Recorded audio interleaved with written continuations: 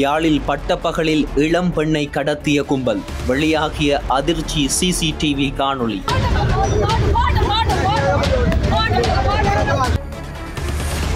தமிழ் இன அழிப்பு என்று யாராவது இனி கதைத்தால் உடனடியாக சட்டம் கடுமையாக பாயும். ஆட்டத்தை துவங்கியது இலங்கை அரசாங்கம். தமிழில் பேச விரும்புகிறேன். மீண்டும் விடுதலை புலிகளை வெளிநாட்டு புலம்பெயர்ந்தோர் யாழ்ப்பாணத்தில் உருவாக்கும் அபாயம். பொன்சேகா மீண்டும் திட்டவட்டம்.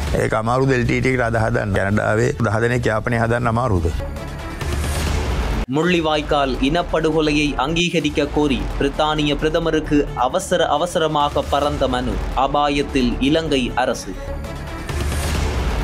வெள்ளவத்தையில் சிக்கிய தங்க முலாம் பூசப்பட்ட அதிநவீன ஆயுதம். விசாரணையில் வெளியாகிய திடுக்கிடும் தகவல்.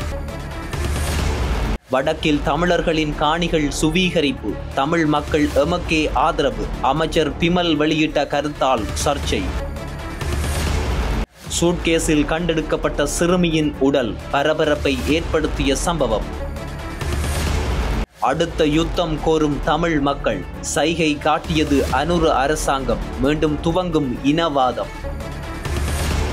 1000 அடி உயர மெகா சுனாமி. அமெரிக்காவுக்கு விடுக்கப்பட்டுள்ள அவசர எச்சரிக்கை. ஜெர்மனியிலிருந்து இலங்கை நாட்டு பிரதமர் ஹரிணிக்கு கொலை மிரட்டல். பரபரப்பாகும் தென்னிலங்கை. நேற்றைய தினம் தெல்லிப்பளை போலீஸ் பிரிவுக்குட்பட்ட இளவாலை சந்திக்கு அருகாமையில் யுவதியொருவர் கடத்தப்பட்டுள்ளதாக தெரிவிக்கப்படுகின்றது. இந்த சம்பவம் குறித்து மேலும் தெரிய வருகையில், யாழ்ப்பாணம் பண்டத்தெரிப்பு பகுதியைச் சேர்ந்த 22 வயது யுவதியும் பூநகரி கௌதாரி முனை பகுதியைச் சேர்ந்த 22 வயது இளைஞரும் கடந்த 2 மாதங்களுக்கு முன்னர் திருமணம் செய்துள்ளனர். பெண் வீட்டாருக்கு பயந்து இருவரும் தலைமறைவாகி இருந்துள்ளார்கள்.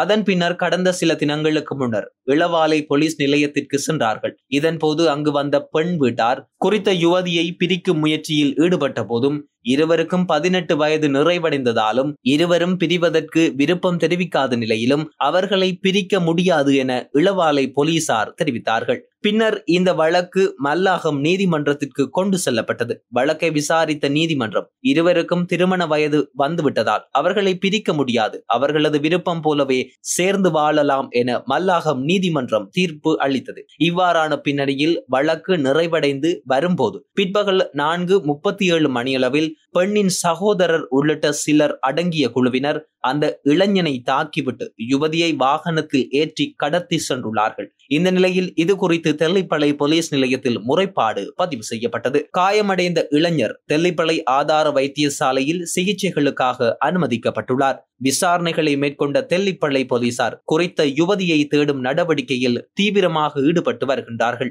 யுவதியை கடத்திச் செல்லும் காணொளியானது அந்த பகுதியில் காணப்படும் சிசிடிவி கேமராவில் பதிவாகி இருக்கின்றது. குறித்த காணொளியில் யுவதியை நடுவீதியில் வைத்து கடத்தி சென்ற சம்பவமும் கடத்தலுக்காக பயன்படுத்தப்பட்ட வாகனத்தின் இலக்க தகடுகளும் பதிவு செய்யப்பட்டுள்ளது. இதனை அடிப்படையாக கொண்டு தெல்லிப்பளை போலீசார் தீவிர விசாரணை நடவடிக்கைகளில் ஈடுபட்டு வருகின்றமை குறிப்பிடத்தக்கது. இலங்கையில் தமிழ் இன அழிப்பு இடம்பெற்றதாக கூறப்படும் குற்றச்சாட்டுக்களை முற்றாக நிராகரிப்பதற்காக வெளிவிவகார அமைச்சர் விஜித ஹேரத் ஒரு பதிவொன்றை வெளியிட்டுள்ளார். கனடாவில் பிரம்டன் நகர சபைக்குட்பட்ட பகுதியொன்றில் தமிழின அழிப்பு தொடர்பாக அமைக்கப்பட்ட நினைவு தூபி தொடர்பில் நேற்றைய தினம் தனியார் தொலைக்காட்சி ஒன்றில் கருத்து தெரிவிக்கும் போது அவர் இவ்வாறு தெரிவித்துள்ளார். இலங்கையில் தமிழின அழிப்பு இடம்பெற்றதாக கூறும் குற்றச்சாட்டுக்களை அரசாங்கம் முற்றாக நிராகரிக்கின்றது. கனடாவில் பிரம்டன் நகர சபையின் அனுசரணையுடன் அமைக்கப்பட்டுள்ள குறித்த நினைவு தூபிக்கு கடும் எதிர்ப்பை வெளியிடுகின்றோம். முன்னாள் வெளிவிவகார அமைச்சர் அலிஸ் சஃப்ரியும் இதற்கு எதிர்ப்பை வெளியிட்டிருந்தார். இறுதி யுத்தத்தில் நந்திக்கடல் பகுதியில் கை குழந்தைகளுடன் வந்தவர்களை கூட எமது இராணுவத்தினர் காப்பாற்றியிருந்தார்கள். இன அழிப்பு என்பது தமிழர்களை இராணுவத்தினர் தேடி கொலை செய்திருக்க வேண்டும். அவ்வாறு இடம்பெற்றதா? யுத்த காலத்தில் சரணடைந்த அல்லது இராணுவத்தின் கட்டுப்பாட்டுக்குள் வந்தவர்களை இராணுவம் தான் காப்பாற்றியிருந்தார்கள். இதேவேளை தமிழின அழிப்பு உள்ளிட்ட பதங்களை பயன்படுத்தி கோஷங்கள் மற்றும் பதாதைகள் வைக்கப்படுகின்றது. முள்ளிவாய்க்கால் பகுதியிலும் இந்த முறையும் இந்த பதாதைகளும் இந்த பதங்களும் பயன்படுத்தப்பட்டிருக்கின்றது. இதற்கு எதிராக சட்ட நடவடிக்கைகள் எதுவும் ஏன் எடுக்கவில்லை என எழுப்பப்பட்ட கேள்விக்கு அவர் பதிலளிக்கும் போது, இனிமேல் தமிழ் இன அழிப்பு போன்ற கருத்துக்களும் பதங்களும் பதாதைகளும் பகிரப்படுவதையும் கண்டறிந்தால் அதற்கு எதிராக எதிர்காலத்தில் கடுமையான சட்ட நடவடிக்கைகள் எடுக்கப்படும் என்பதை தெளிவாக கூறுகின்றேன். இவ்வாறு வெளிவிவகார அமைச்சர் விஜித ஹேரத் தெரிவித்துள்ள கருத்தானது தற்போது பெரும் சர்ச்சையை ஏற்படுத்தியுள்ளது. வடக்கு மற்றும் கிழக்கில் தற்போது பாதுகாப்பு ஏற்பாடுகளில் பல குறைபாடுகள் இருப்பதாக ஃபீல்ட் மார்ஷல் சரத் பொன்சேகா தெரிவித்துள்ளார். தென்னிலங்கை ஊடகம் ஒன்றுக்கு வழங்கிய தனிப்பட்ட நேர்காணலில் அவர் இவ்வாறு தெரிவித்தார். பல்வேறு இடங்களில் இராணுவ முகாம்களை அகற்றுவதையும், யாழ்ப்பாணத்தில் உள்ள பலாலி உயர் பாதுகாப்பு வலயம் வழியாக செல்லும் வீதியை திறப்பதையும் இராணுவ சீருடையில் இருந்த ஒருவராக ஏற்றுக்கொள்ள முடியாது என்று பொன்சேகா தெரிவித்துள்ளார். அத்துடன் இராணுவத்தை முகாம்களுக்குள் அடைத்து வைப்பது மிக மிக ஆபத்தானது என்றும், வெளிநாடுகளில் உள்ள புலம்பெயர்ந்தோர் குறிப்பாக யாழ்ப்பாணத்தில் 10 தற்கொலை குண்டுதாரிகளை உருவாக்கும் திறன் கொண்டவர்கள் அல்ல என்று ஒருபோதும் நினைக்க கூடாது என்றும் அவர் இதன்போது குறிப்பிட்டுள்ளார். இவ்வாறு உருவாக்கப்படும் பயங்கரவாதிகள் ஏப்ரல் குண்டு தாக்குதல்தாரி சஹரானை போல தாக்குதல்களை தொடங்கினால் நூற்றுக்கணக்கான முகாம்கள் வடக்கு கிழக்கில் மீண்டும் நிறுவப்படும். அத்தகைய நிலைமை ஏற்படுவதை முன்கூட்டியே தடுக்க வேண்டுமாக இருந்தால் வடக்கு கிழக்கில் உள்ள இராணுவ முகாம்கள் அகற்றப்படக்கூடாது என்பதையும் ஃபீல்ட் மார்ஷல் சரத் பொன்சேகா தெரிவித்துள்ளார். முள்ளிவாய்க்கால் தமிழ் இனப்படுகொலையின் 16ஆம் ஆண்டு நினைவு நாளையொட்டி பிரித்தானிய பிரதமர் ஹெய்ஸ் ஸ்ட்ராமருக்கு தமிழ் இனப்படுகொலையை உத்தியோகபூர்வமாக அங்கீகரிக்க கோரியும் ஏனைய யுத்த குற்றவாளிகள் மீது தடை விதிக்கவும் நீதியை நிலைநிறுத்த நடவடிக்கைகள் எடுக்கவும் வலியுறுத்தி மனு ஒன்று கையளிக்கப்பட்டுள்ளது.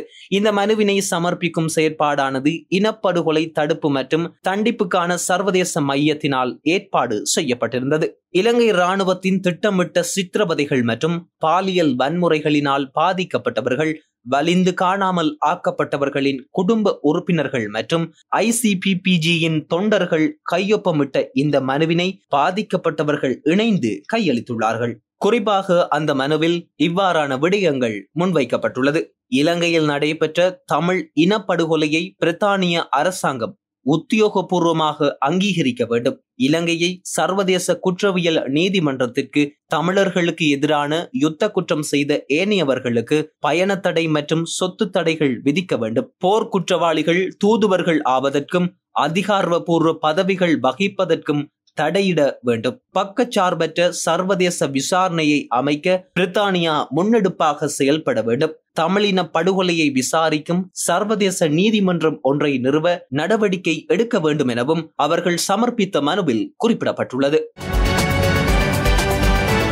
கொழும்பு வெள்ளவத்தை ஹேவ்லாக் வீட்டு தொகுதியில் தங்க முலாம் பூசப்பட்ட T56 ரக துப்பாக்கி ஒன்று கண்டுபிடிக்கப்பட்டுள்ளது. குறித்த துப்பாக்கியானது ஸ்ரீலங்கா சுதந்திர கட்சியின் மிகவும் பலம் வாய்ந்த அரசியல்வாதி ஒருவருக்கு சொந்தமானது என போலீசார் விசாரணைகளில் தெரிவித்துள்ளார்கள். முன்னாள் பலம் வாய்ந்த அமைச்சரான இந்த அரசியல்வாதி 6 மாதங்களுக்கு முன்பு தனது சமையல்காரர் மூலம் ஹேவ்லாக் வீட்டு தொகுதியில் உள்ள ஒரு பெண்ணின் வீட்டிற்கு இந்த துப்பாக்கியை அனுப்பி அதை ஒளித்து வைக்குமாறு அறிவுறுத்தியதாக போலீசார் தெரிவித்துள்ளார்கள். ஹேவ்லாக் வீட்டு தொகுதியில் வசிக்கும் 68 வயதுடைய ஒரு பெண்ணிடம் இந்த ஆயுதத்தை கொண்டு வந்து ஒப்படைக்க முன்னாள் அமைச்சரின் சமையல்காரரை கைது செய்வதற்காக நேற்று மாலை ஒரு சிறப்பு போலீஸ் குழு அவிசாவளை பகுதிக்கு சென்றிருந்தது.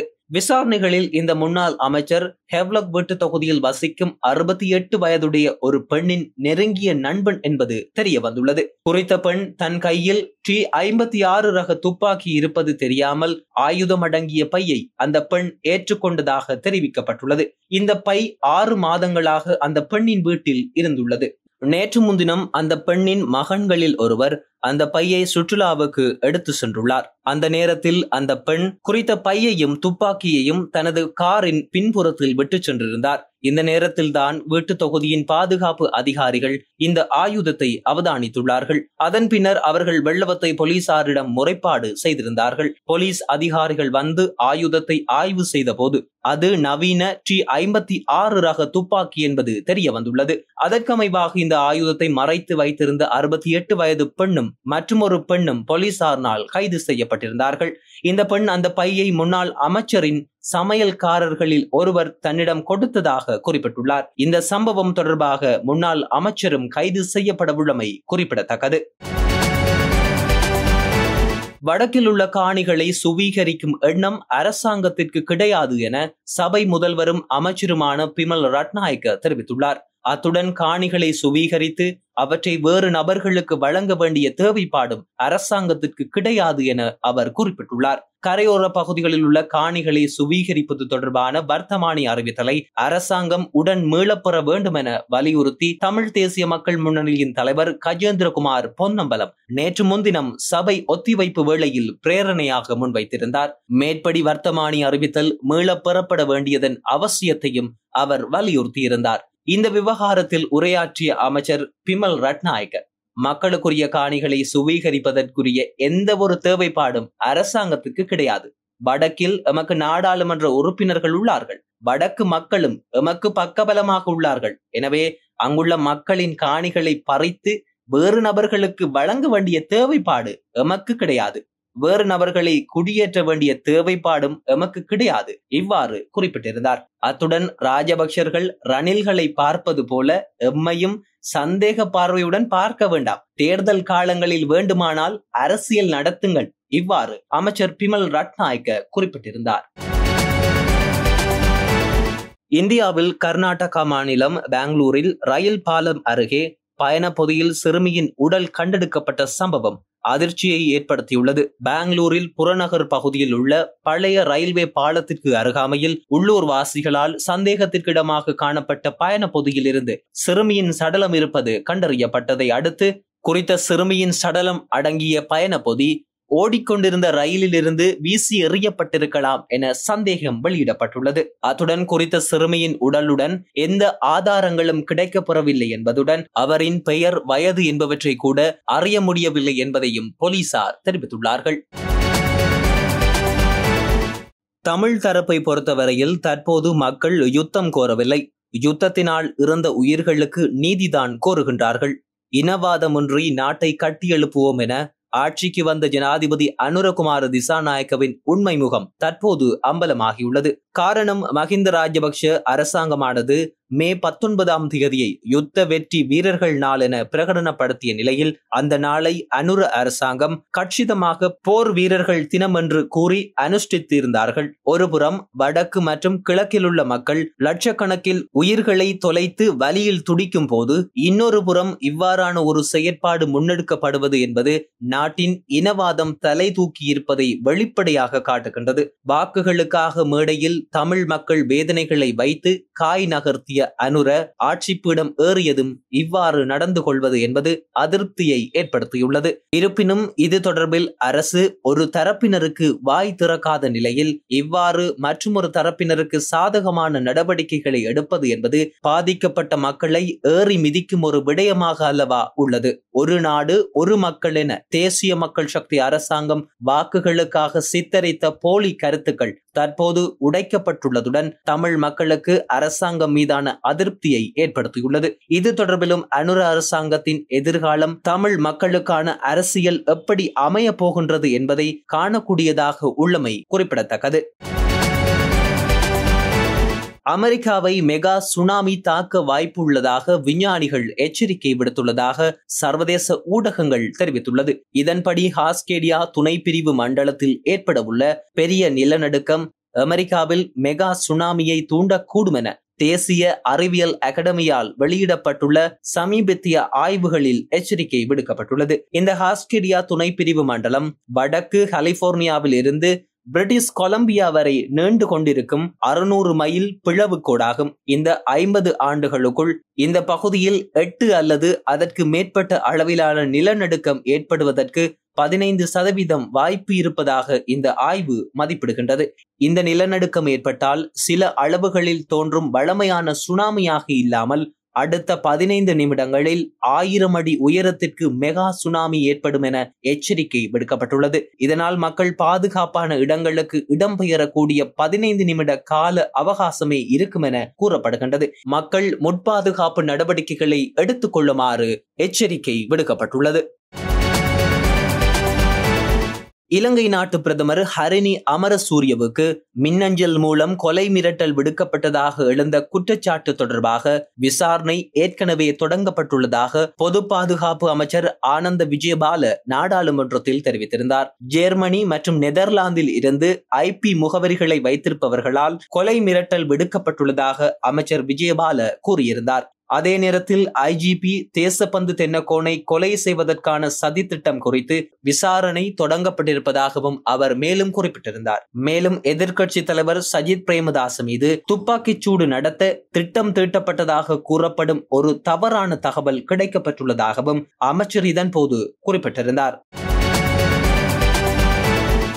யாழில் பட்டப்பகலில் இளம் பெண்ணை கடத்திய கும்பல், வெளியாகிய அதிர்ச்சி CCTV காணொளி.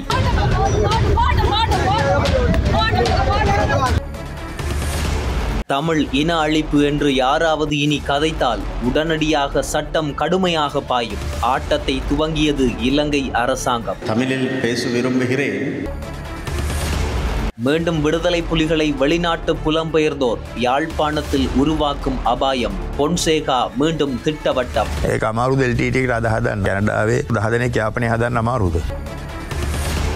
முள்ளிவாய்க்கால் இனப்படுகொலையை அங்கீகரிக்க கோரி பிரித்தானிய பிரதமருக்கு அவசரமாக பறந்த மனு. அபாயத்தில் இலங்கை அரசு. வெள்ளவத்தையில் சிக்கிய தங்க முலாம் பூசப்பட்ட அதிநவீன ஆயுதம். விசாரணையில் வெளியாகிய திடுக்கிடும் தகவல். வடக்கில் தமிழர்களின் காணிகள் சுவீகரிப்பு. தமிழ் மக்கள் எமக்கே ஆதரவு. அமைச்சர் பிமல் வெளியிட்ட கருத்தால் சர்ச்சை. சூட்கேஸில் கண்டெடுக்கப்பட்ட சிறுமியின் உடல் பரபரப்பை ஏற்படுத்திய சம்பவம். அடுத்த யுத்தம் கோரும் தமிழ் மக்கள். சைகை காட்டியது அனுர அரசாங்கம். மீண்டும் துவங்கும் இனவாதம். 1000 அடி உயர மெகா சுனாமி.